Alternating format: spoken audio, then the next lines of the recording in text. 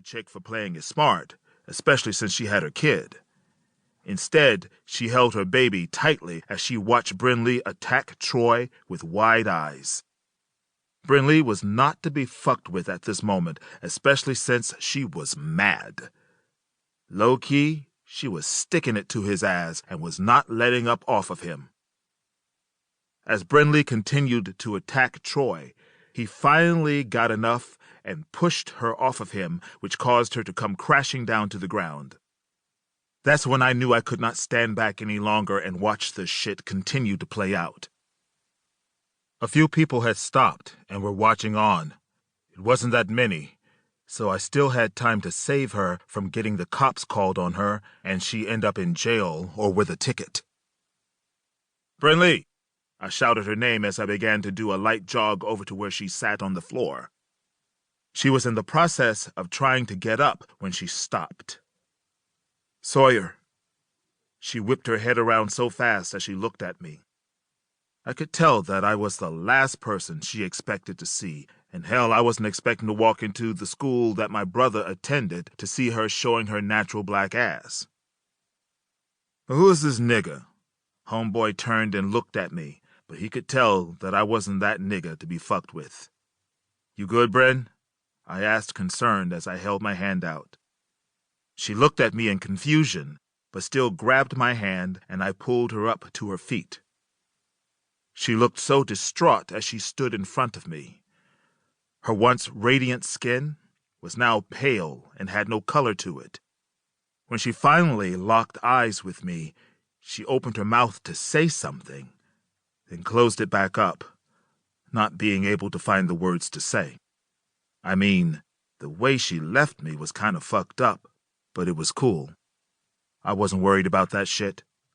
My biggest concern was if she was okay. She looked like she didn't know if she was coming or going, and I didn't like seeing her like this. "Talk to me." I placed my hands gently on the sides of her face and closed the space in between us. I didn't give a fuck about nobody else right now. My only concern was that she was good. Granted, we hadn't known each other long, yet still, I had a heart. I wasn't no cold-hearted nigga. So seeing her standing here with tears and sadness fucked with me. "The fuck? What is going on here, Brynlee?" This nigga was still talking, and I needed him to shut the fuck up. Turning around, I mugged his ass real quick, and he quickly got the fucking hint. "Brynlee, baby girl, you know you don't deserve this type of shit, right?" I expressed to her as I watched the tears rain slowly down her beautiful face.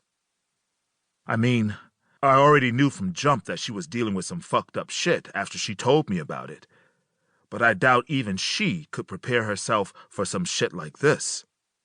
I mean, from what I took from it, the nigga had a baby on her, and that was fucked on so many levels. "You need to get your hands off of my girl."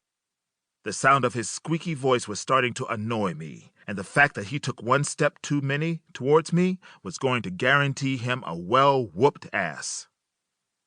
"Say, my nigga, I don't know you like that for you to be stepping this close to me. My best advice to your square ass is to step the fuck back before I knock your ass the fuck back," I calmly told him.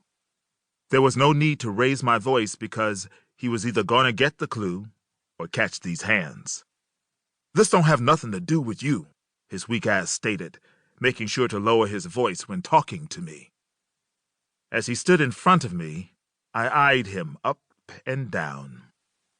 His too tight slacks, the lame-ass shoes on his feet, and the school-themed collared shirt that was tucked into his pants had me wondering what in the world did Brynlee see in him.